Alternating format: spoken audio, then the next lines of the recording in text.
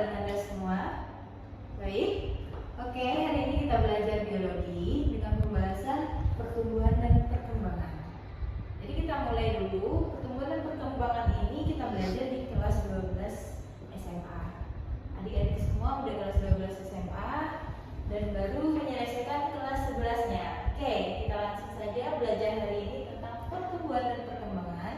Tentunya tujuan pembelajaran kita ada yang kita bahas hari ini, yaitu apa itu pertumbuhan, apa itu perkembangan,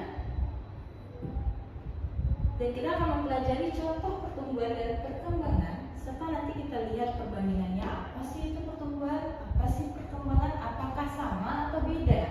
Nah, yang terakhir kita mempelajari tentang faktor yang mempengaruhi pertumbuhan. Oke, untuk bahasan pertama, adik-adik semua, kita belajar tentang pembahasan pertumbuhan ya. Pertumbuhan itu apa gitu ya? Kalau dilihat dari pengertiannya, pertumbuhan itu adalah pertambahan tinggi, volume, berat atau massa pada suatu makhluk hidup. Nah, kalau dilihat ini contohnya, ini termasuk pertumbuhan atau perkembangan? Perkembangan atau pertumbuhan? Ada yang bilang perkembangan, ada yang bilang pertumbuhan. Nah, dilihat ini, kalau pertumbuhan itu pertambahan ukuran, berarti sifatnya secara kuantitatif dapat dihitung. Jadi kita tambahkan dulu ya, sifatnya itu ternyata kuantitatif.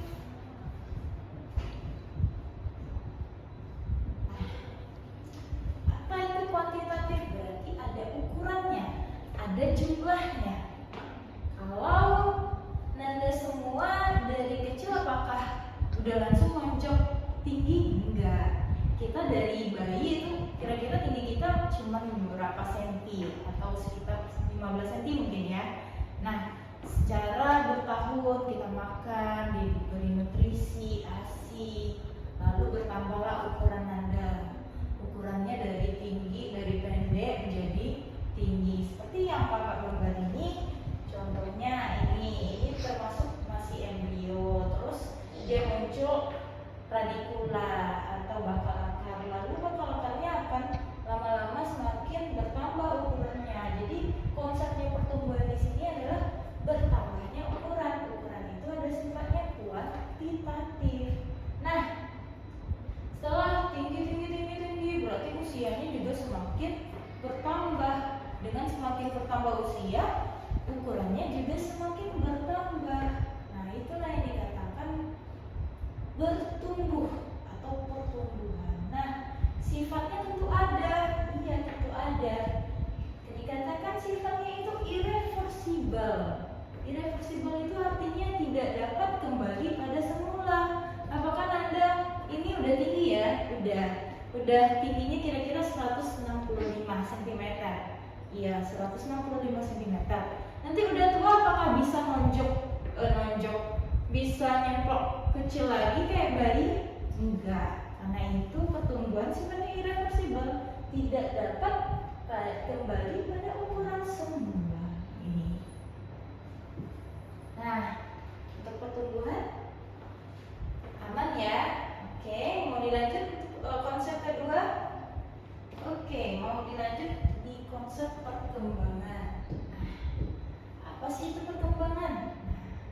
Kalau di sini perkembangan adalah sebuah proses diferensiasi, organisasi atau organogenesis yang diakhiri dengan terbentuknya individu baru. Berarti artinya pematangan. Apakah waktu kecil yang perempuan apakah sudah menstruasi? Belum. Karena dia belum berkembang. Kalau berkembang ini lebih ke perkembangan organ. Nah, contohnya kita waktu kecil belum berproses untuk menstruasi. Nanti udah remaja udah menstruasi, artinya dia bereproduksi organogenesisnya. Itu salah satu contohnya. Berarti bisa dikatakan sifatnya kualitatif ya. Nah, kita tambahkan di sini sifatnya kuantitatif. Oke, ini kualitatif.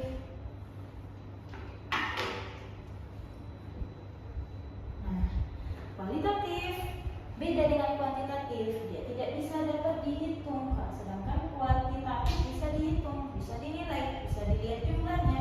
Kalau ini cuma lihat dari bahasanya, kualitatif ya.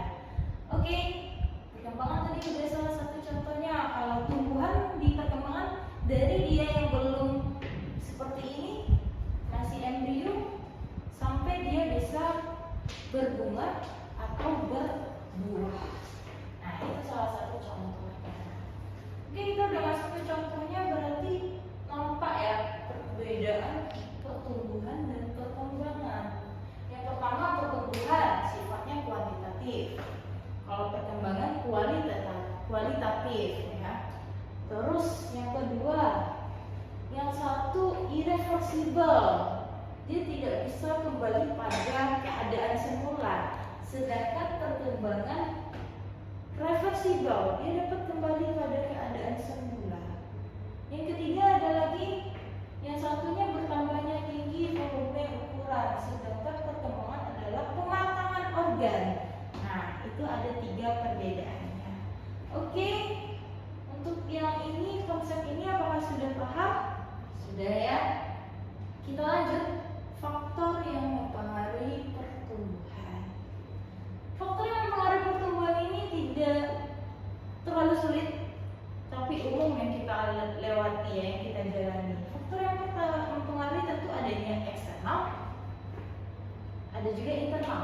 Apa saja eksternal, apa saja internal, kita belum belajar. Nah, hari ini kita bahas tentang eksternal dan internalnya. Kalau eksternal, yang pertama itu ada masalah nutrisi. Nutrisi artinya apa? Nutrisi, lalu apa? Air. Suhu juga mempengaruhi, iya, suhu dan banyak lagi. Sedangkan masalah internal ada apa saja? Gen. Gen itu yang diturunkan dari ayah ibu atau induknya. Jadi kalau bapaknya merah ya anaknya merah juga ya, itu yang gen. Lalu hormon. Hormon ini sangat berfungsi pada tubuh, banyak. Hormon tumbuhan sama hormon pada hewan juga berbeda ya. Jadi tidak sama. Oke, ini itu saja pembelajaran kita hari ini tentang 4 konsep ini: pertumbuhan, perkembangan, contoh pertumbuhan dan perkembangan, yaitu perbandingannya dan faktor yang mempengaruhi pertumbuhannya. Selanjutnya kita lakukan latihan untuk adik-adik semua. Latihannya sudah selesai. Selanjutnya apakah adik-adik semua paham apa pembelajaran kita hari ini? Sudah? Oke, untuk materi selanjutnya